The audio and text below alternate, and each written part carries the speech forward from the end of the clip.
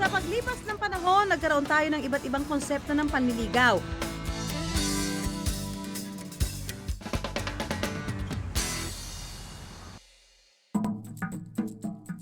Mula sa mga Kastila, natuto tayong gumamit ng mga awit at sayaw.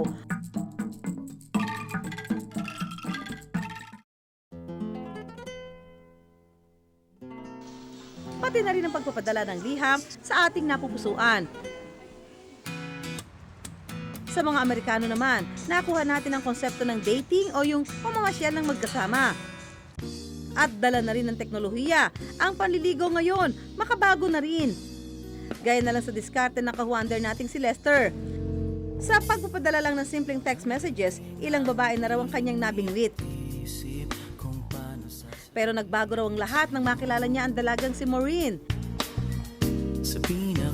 Kung tutuusin, magkaklase raw sila noon sa elementary pero never daw silang naging close. Kaya makalipas ang maraming taon, nagulat na lang daw si Maureen nang ilike ni Lester ang isang larawang ipinost niya sa Facebook. Dito na raw sila napalapit sa isa't isa. Nakatira si Lester sa Maynila. At para dalawin si Maureen, bumibiyahe pa siya papuntang Quezon para lang bisitahin ng dalaga pati ang pamilya nito. Nay, kape po kayo. Okay, thank you. Di nga lang daw ang dalaga ang niligawan nito. Gusto naman po ba ngayon? Medyo malamig po ah. Maging ang pamilya ng dalaga, sinuyo din daw niya.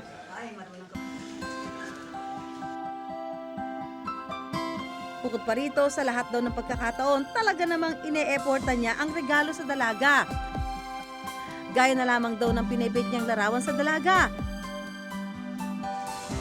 Surprise!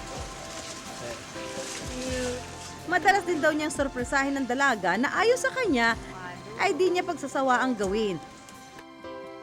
Patunay daw ito kung gaano siya kaseryoso sa kanyang panliligaw. Talagang pagtsatsagaan mo bago mo siya mapasagot.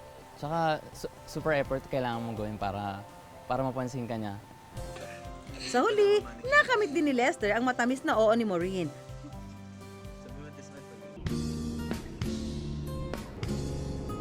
At ngayon nga magdadalawang taon na ang kanilang relasyon, muli niyang susurpresahin ng kanyang girlfriend. Pero sa pagkakataong ito, hindi lang basta bulaklak o anumang regalo ang kanyang ibibigay, kundi isang engagement ring. I wonder, muli kayang makamit ni Lester ang matamis na oo, I do ni Maureen?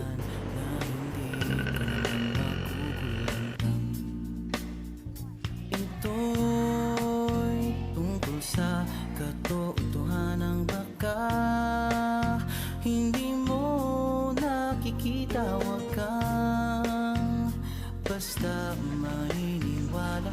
Pagdating ni Lester sa eskwelahan kung saan nagtuturo si Maureen, agad siya nakipagtulungan sa mga katrabaho ng katipan. Ang ilang estudyante ni Maureen nakisali rin.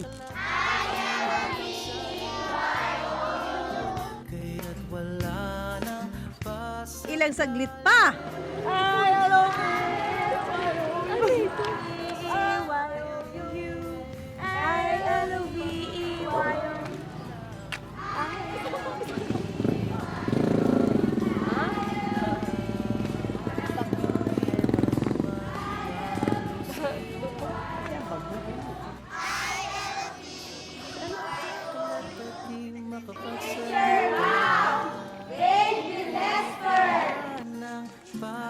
kalye, diretso na, wala nang sabi-sabi.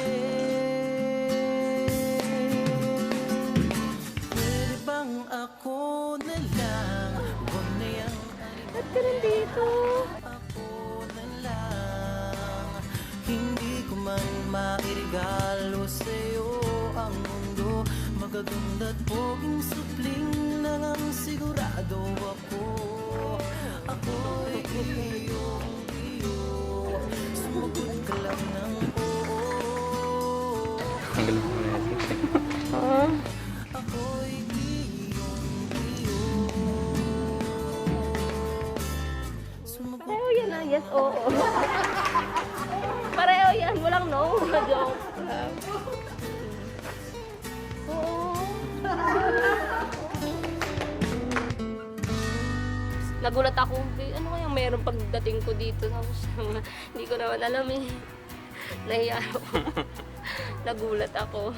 Hindi ko alam kung ano magiging kakalabasan nung ano, nung eksena. Nung natapos, parang okay, masarap sa pakiramdam. Siyempre, once ka lang naman ano eh, once ka lang magpo-propose. Siyempre. So at least memorable siya.